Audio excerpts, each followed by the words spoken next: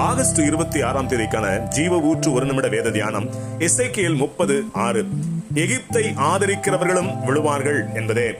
ஆவிக்குரிய எகிப்து அது அடிமைத்தனம் செய்கிற ஆவியை குறிக்கிறது. மனம் திரும்புதலை வெறுத்த எகிப்து கர்த்தருடைய நியாய தீர்ப்புக்காக வைக்கப்பட்டிருக்கிறது. இப்படிப்பட்ட எகிப்தோடு தங்கள் உறவை ஏற்படுத்தி அதற்கு ஆதரவாக இருக்கிற போது அந்த எகிப்து அடைகிற ஆக்கினையை அதற்கு ஆதரவு அளித்தவர்களும் அடைவார்கள். ஆதரவு என்பது ஒருவர் செய்கிற செயல் தீங்கானது என்று தெரிந்தும் அவன் செய்தது தீங்கானது அல்ல, அவன் செய்தது சரிதான் என்றோ அல்லது இதெல்லாம் ஒரு பெரிய குற்றமில்லை என்றோ கூறி அப்படிப்பட்டவர்கள் பட்சத்தில் நின்று அவர்களுக்கு துணை நிற்பதுதான் ஆதரவு செய்வது. இதை தேவன் ஒருபோதும் ஏற்பதில்லை. இதையே பரிசுத்த வேதாகமம் 2 நாளாகமம் 19:2 துன்மார்க்கனுக்கு துணை நின்று கர்த்தரை பகைக்கிறவர்களை நீர் சிநேகிக்கலாமா? இது நிமித்தம் கர்த்தருடைய கடும் கோபம் உம்மேல் வர இருந்தது என்று திட்டமாக குறிப்பிடுவதை கவனியுங்கள்.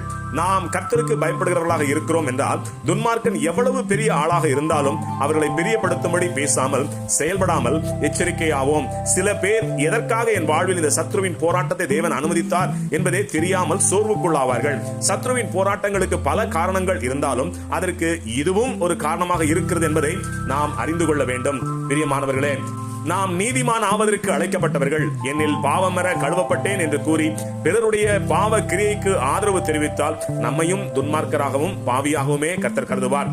ஆகவே நாம் மிகுந்த ஜாக்கிரதையோடு தீமையை விட்டு விலகி தேவ கிருபையால் தேவ நீதியை நிறைவேற்ற பிரயாசப்படுவோம். ஆமேன். அல்லேலூயா.